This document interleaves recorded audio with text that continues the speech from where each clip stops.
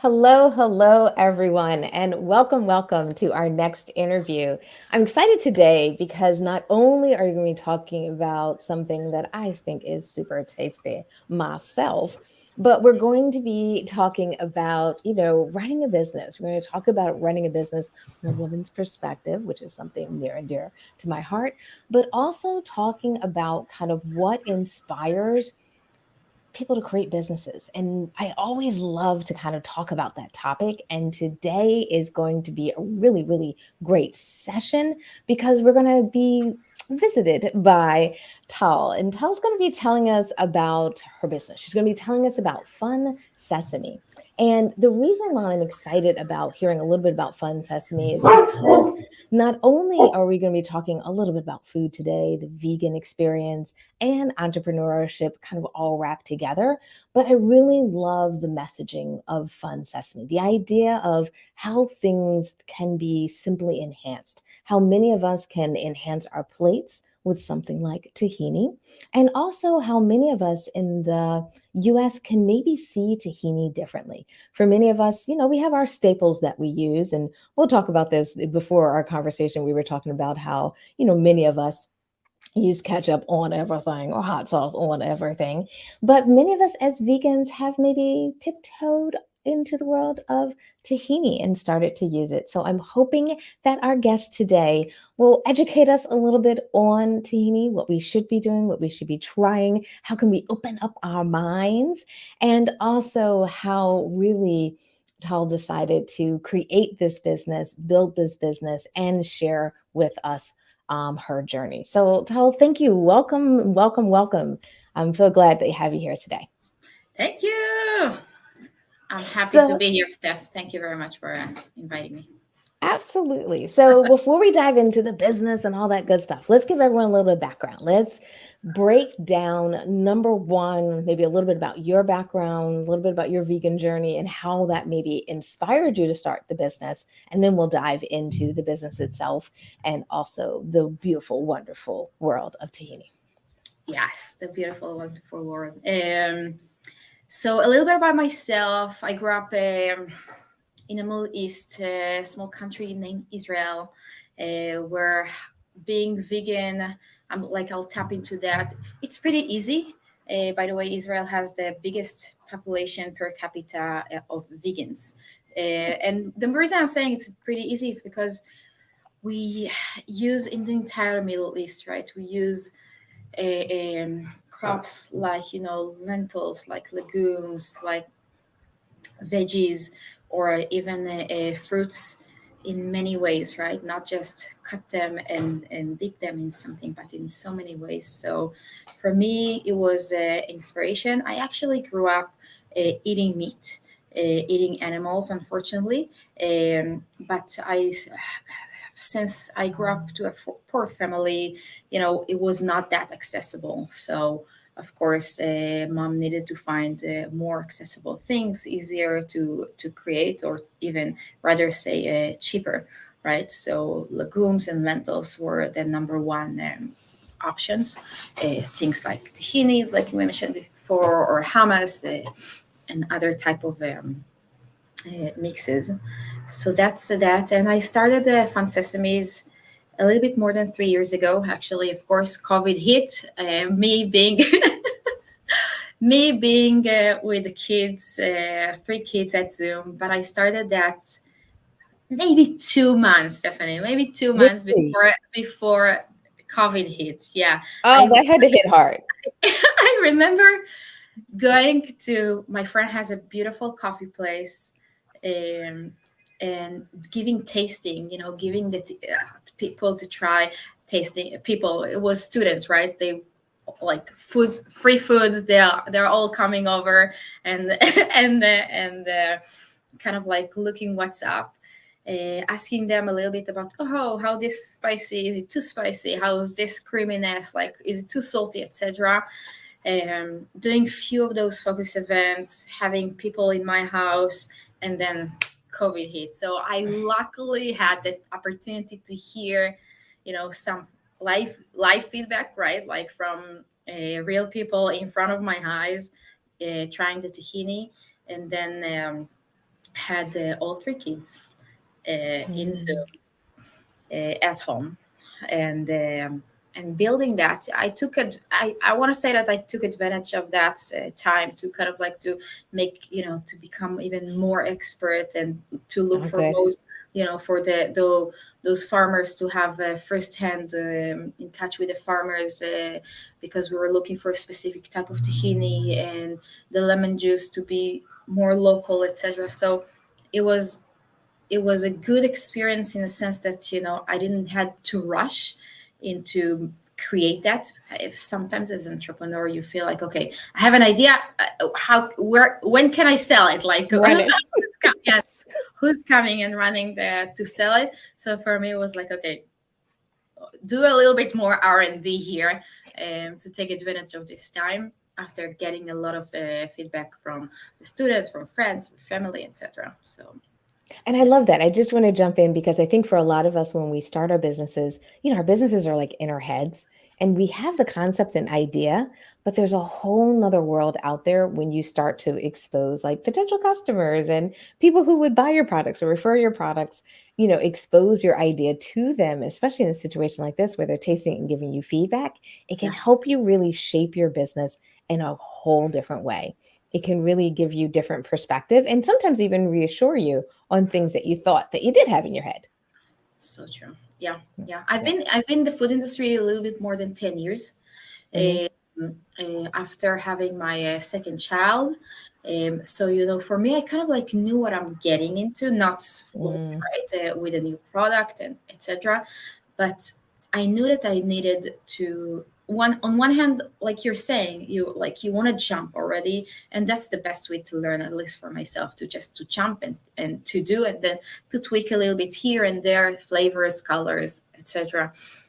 But on the other hand, you need to understand what other people are really thinking, because for me, and you touch into about it like a little bit earlier, for me tahini was like, duh, like of course, like what do you mean, like it's Yeah. like as if I'll tell you ketchup, right? Like, but try Hmm. to explain ketchup to someone who's coming from a different planet, right? Like Yeah. what, it's like a pasty red thing, etc. um so for me it was like that, and then people were like, didn't even know how to read that, like they were like tahini, stuff like that. I remember doing demos, like doing the sampling like we were saying, and then I told them that my name is Tal, and then he saw the tahini on the lid, I wrote down with my Hmm.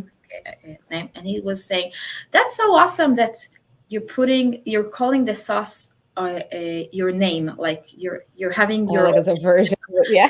So I was like, it took me a few minutes to understand how much people have no idea what I'm talking about. They like the product, they enjoy that, but you need to leave so much impression and education before having that person go in the store, pausing for a few seconds, and you don't have a few seconds in the store, right? You usually Yeah. grab, you go to, where you're going, and you know what you're about to grab, and then grabbing that and give it a try. So that was my main, like big deal of kind of like understanding how to do that, up until today, I must say. Yeah. Yeah, and that makes sense because a lot of us, especially as we get close to products, or maybe we've been vegan for a while, like everyone's journey is a little bit different, and what they're exposed to. Sometimes it just depends on where you were raised, or you know what I mean, that kind of thing. So maybe before we jump into the business and everything, let's give Yes. everyone just a quick overview. Like, what is Fun Sesame? What are the flavors? What are the options? And also, let's just break down tahini. Like, what is tahini? And why anybody who is watching, listening to this podcast today or in the future should go out and get some immediately. Oh, you're so right. So I'm starting from the last and then going backward, if you don't mind. So Absolutely. tahini is the number one Middle Eastern, I would say, condiment. Some will call it like a sauce, which is also condiment, made out of sesame paste, lemon juice, and spices. And the reason you want to try and have and enjoy sesame paste on a daily basis is because sesames are just a phenomenal source of calcium, of protein, of a good fat, right? There are like those type of things that us vegan need and have, like sometimes sourcing them, whether in capsules and stuff like that.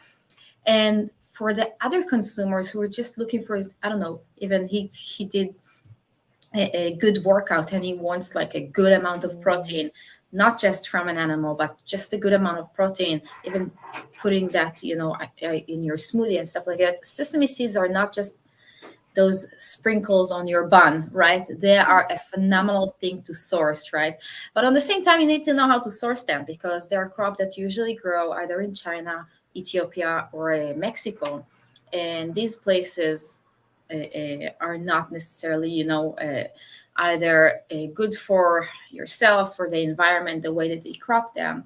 But in general, sesame seeds, they're a little bit too bitter for insects, so you don't need to spray them for the most part. mm, Their roots are very deep, so you don't need to, like the water that they're using is usually underground water, or mm, if it's from Ethiopia that we're sourcing that, it's from rainwater, right? So it's mm. also another aspect going to the environment, and they fertilize themselves, right? Because they're kind of like a wheat; they grow high, and then you have the seeds on the top.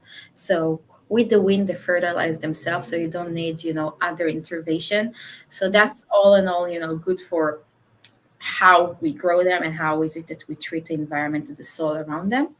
Um, and on the same time they're just phenomenal source, like I said, with protein, like just 8 ounce of containers for the our tahini. Mhm. It's almost 16 grams of protein, just for the Wow, sake of, that's yes. impressive. And I want to say 20% of your calcium, similar amount of calcium as cream cheese, right? Mm, If I'll give them to my kids to school, so one, they won't spoil, the tahini will not spoil because of the sun, right? So mhm, sun and dairy, and two, it's non-dairy, so it's another thing, to our environment and our beloved animals. And three, they have an amazing amount of those calcium and protein that we want them to source on a daily yeah. basis. And a lot of people are asking me, okay, tahini, of course, I get it, I know what it is. It's something that I put in my hummus that I make, and I Mhm. say no. Because tahini, when you say tahini in the Middle East, you mean like that paste, that sesame paste, but Mhm, this in a form of sauce that you mix it with lemon juice and the spices. So we took like four different flavor. We have four different flavors. All of them has sesame paste and the real lemon juice coming from local farms. mhm, But one of them is spicy, which is amazing. It's almost, it's addicting. It's spicy, smoky. We use like very ooh, Middle Eastern. And my grandma, she's actually from Tunisia, so more of Africa actually. mhm, Spices, which is harissa. It's like a beautiful blend. So that's a red tahini, very saucy, creamy. And then we have another one which is more herby. It's real parsley, real mint. That okay. we take them, we shred them, and we throw them into the each container. So it's green, very. It's almost like and that's one of the things that I feel like people are just getting me. It's almost like a vegan Caesar salad, right? It's creamy, Ah, it's lemony, you have the herbs inside, so you just toss it on a big head of lettuce and mix it all around. As a good example, to how to enjoy that, right? Like how to make your healthy fun. mhm. Uh, the third one is more yellow. It's turmeric and za'atar, which za'atar, it's type of thyme, so Oh, it's more I earthy. love za'atar. Yeah. So it's more earthy, and za'atar. It's another explanation and education by itself, right? Za'atar. Yes. It's a blend, which used in the Middle East. It's kind of like the everything but bagel, Middle Eastern style, right? Yes. So it's Mhm, a mix of things that you just throw on everything all together. So that's what we mix it with the tahini. And the last but not least is our creamy lemon, which is the classic one. It's a little bit cumin, a little bit garlic, very mhm, soft and creamy, and amazing creamy layer on your sandwich.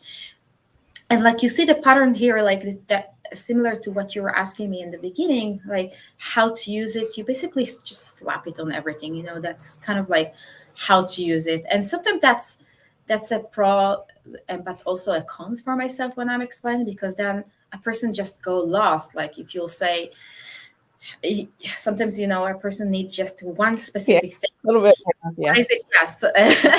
Be more focused. Okay, you have a sandwich, put it on the sandwich. You have a salad, put it next to the salad. As a vegan, we love those Buddha bowls, right? Like Yes.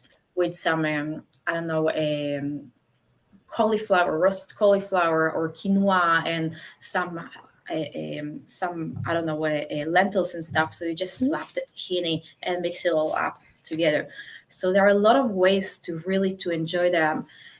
For me and for the Middle Eastern people, you just have dinner, you just have lunch, you just have snacks. You put the tahini on the table. Some will spread, some will dip, some will drizzle, right? Just like Yeah. each one use it a different way. Yeah.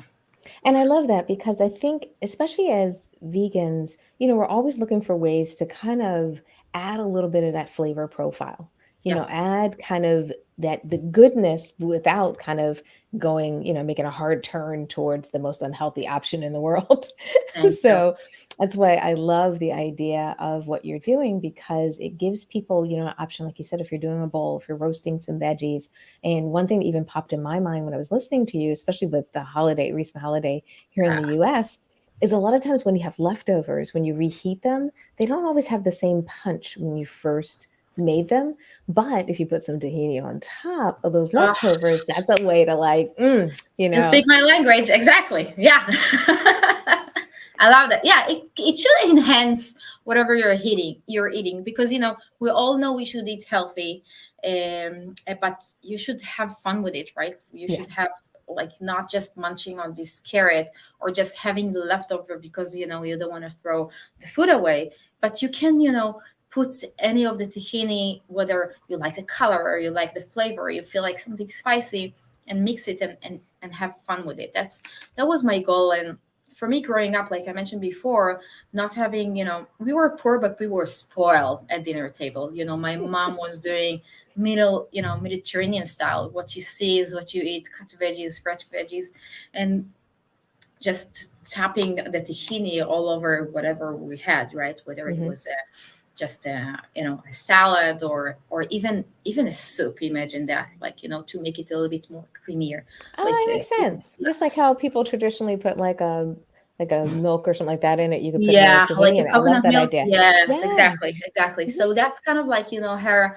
2 cents of a little bit more calcium, a little bit more protein, or even more flavors. Of course, goes without saying. I So love that that. was kind of like my way to to bring something from myself, to the world. That's kind of maybe my journey, to Mhm. bring something that I feel like it's so much resonate who I am. There are words in life that's very emotional, like home, like mother, right? Mhm. Like I don't know, your own name, right? It, Mhm. it brings a lot of emotions to you when you're mentioning or writing them down.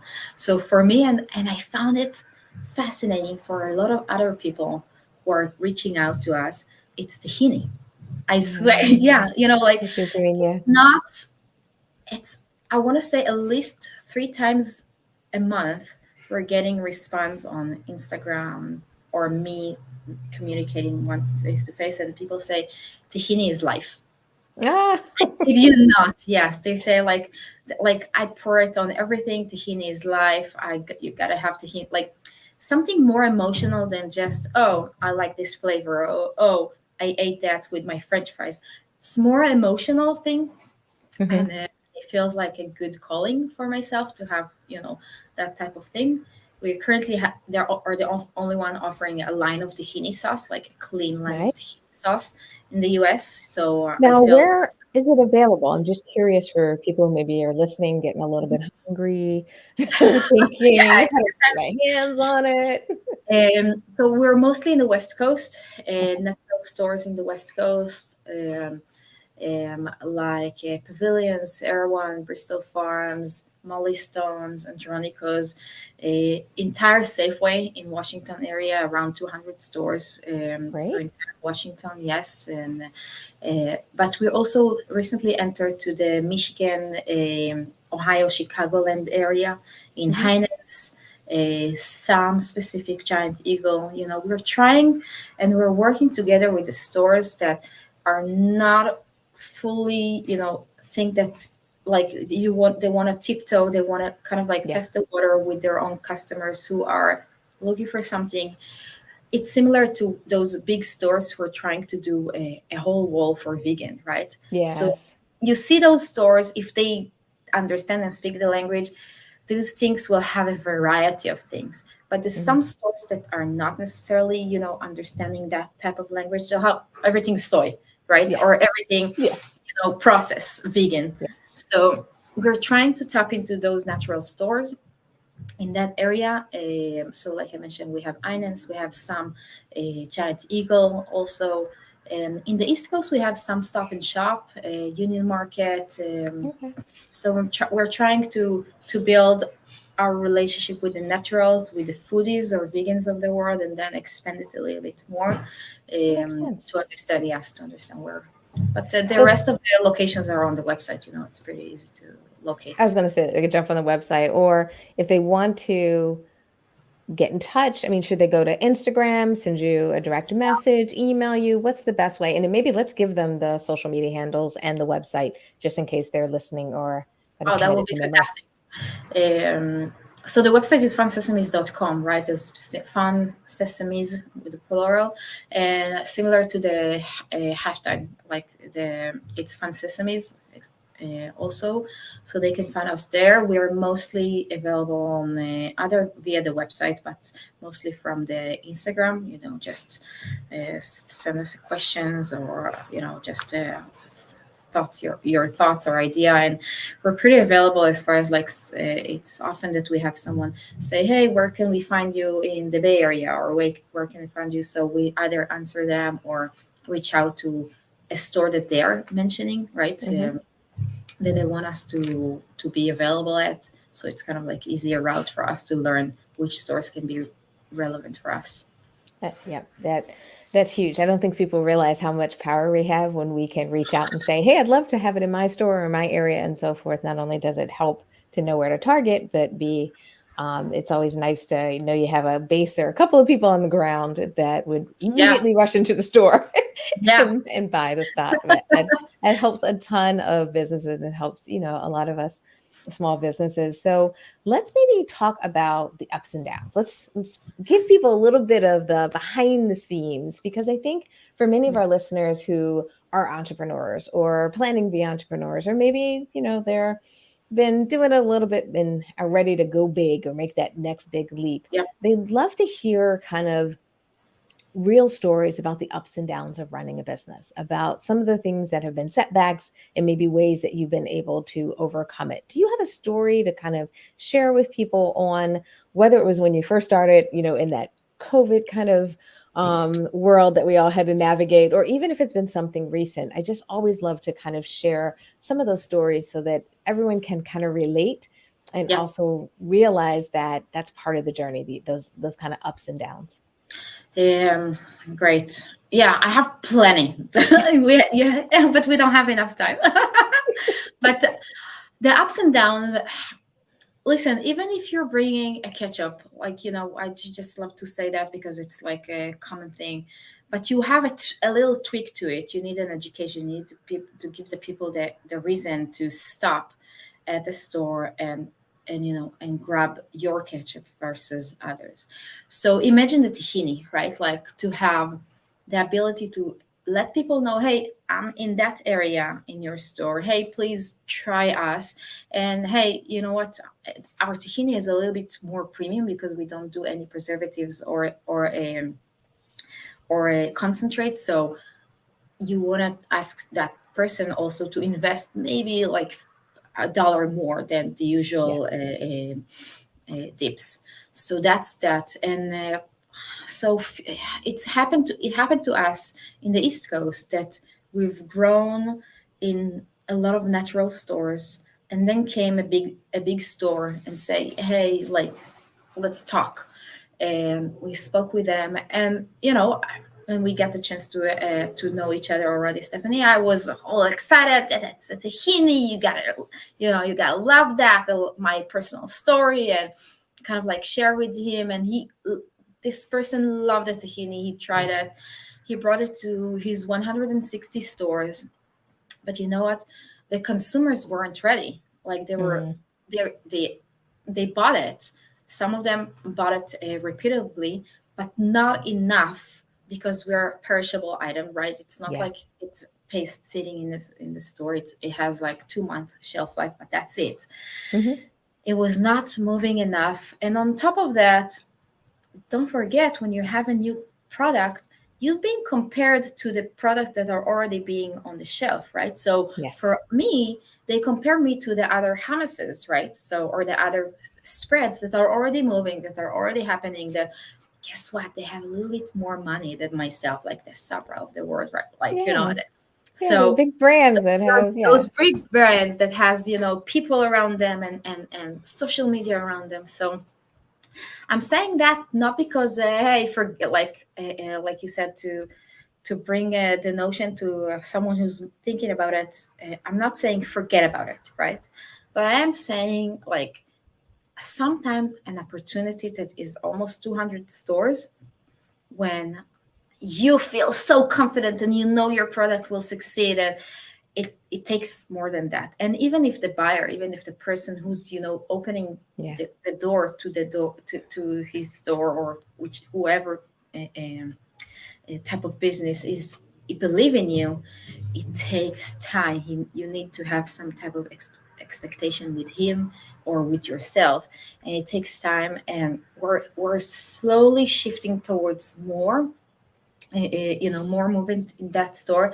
But currently I feel awful because it's not similar to the other coastal that are moving Yeah. fantastic, thankfully, or for people who understand pass by City and they know what it is already, right? So I want to say that's kind of like up and down for me. I like to look at that as a big journey, to understand that you sometimes have phenomenal opportunities, and those opportunity comes for you to learn that they weren't they weren't Yeah. in the right time, right? So Absolutely.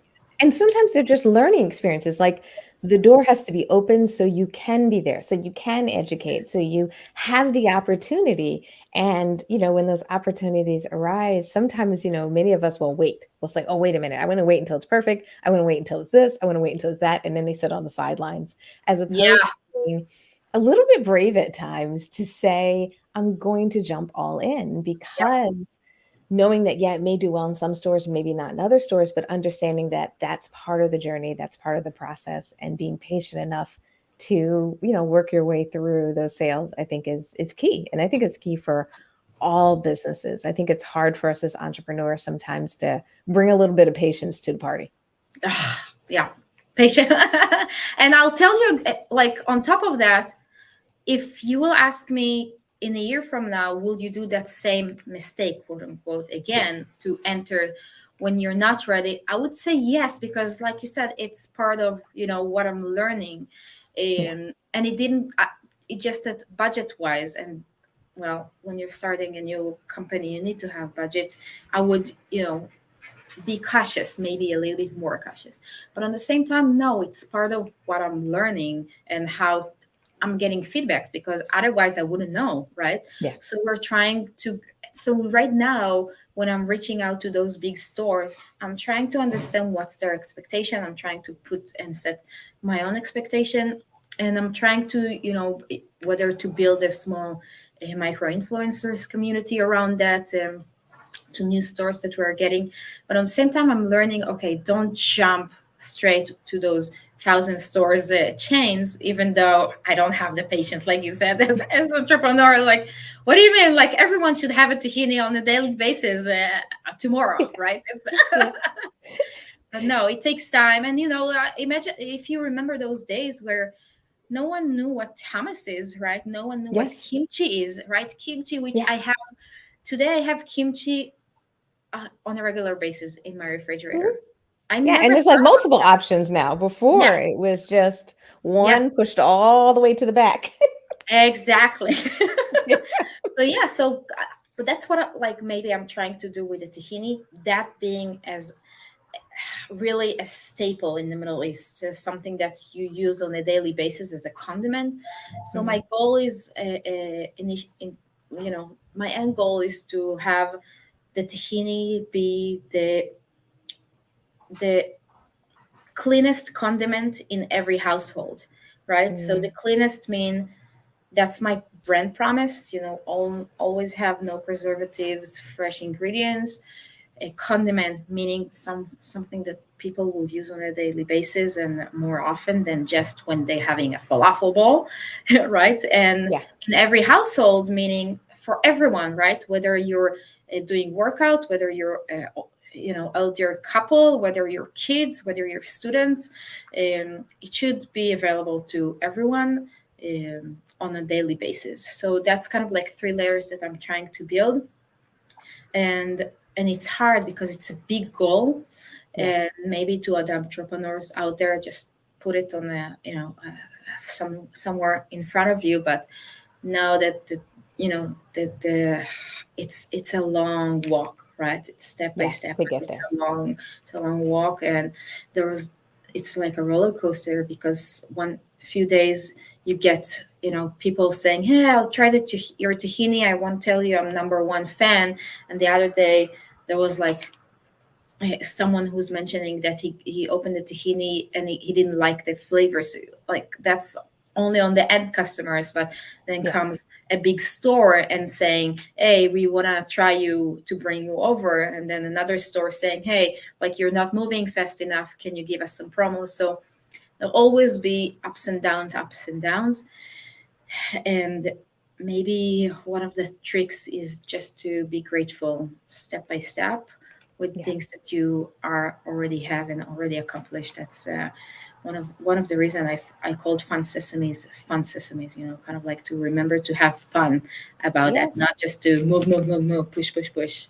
Yeah, because as Right? entrepreneurs, we can get real serious and get all down to the business, as they say. So, one other thing, I know we're going a little bit over with our time, but one thing that we talked about kind of before we start our session, and we also have kind of in the title of this, is about being kind of a woman founder, about running a business as a woman. Do you want to give people maybe some perspective on, how do you see it differently, and why do you even think maybe we should have more women entrepreneurs, especially for anyone out there who's on the fence, or anyone who's watching this and they're like, should I do it? And both of our answers are probably going to be yes, but Yes. if you can give more perspective on that, I think that would be great. So just this Sunday, I go to a farmers market, and every Sunday, and I know all the farmers, and they're great friends. And one of them was asking, "Hey, how's business?" And I told him, "It's going great. We actually entered to Michigan area." And he says, "Oh, your husband is traveling and going around and bringing the business to other places." I'm like, "No, that's me who's doing it." So that was like a biased assumption from him. Hmm. Not like, he knows me for a while now, right? I don't think he was underestimating me, but he was underestimating me in a sense. So I think as a woman, uh, this is a card that if you know how to use and play with, it's important, because for the most part, it's like a surprise card. When someone is not expecting you to do and to push and succeed and to follow up and to be, maybe a little bit pushy, but at the same time to know, tell someone no, not anymore, Yeah. because maybe they're type it like, more of a male, I don't know, things to do. So Yeah. Yeah, you because take sometimes we mix right, up those roles. We make it sound like certain roles are female and certain roles are male. And, I exactly, think it's so important that we break up some of those biases. yeah, And I think sometimes it's good for people to see it, because even as, younger women, as kids, as I think of my nieces, you know what I mean? Like, I want them to see me in those kind of roles so they know they can be those things too.